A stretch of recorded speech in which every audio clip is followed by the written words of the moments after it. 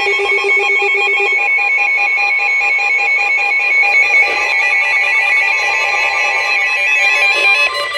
National Weather Service in Paducah has issued a severe thunderstorm warning for southern Polk County, Illinois, Livingston County, Kentucky, until 4:15 p.m.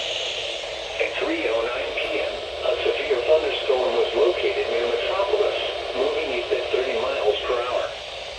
Expected hazards include 60 miles per hour wind gusts and half-dollar-size hail. This is a radar-indicated threat. The following impacts are expected. Hail damage to vehicles is expected. Expect wind damage to roofs, siding, and trees. Locations impacted include Salem, Berna, Smithland, and Hamlettsburg.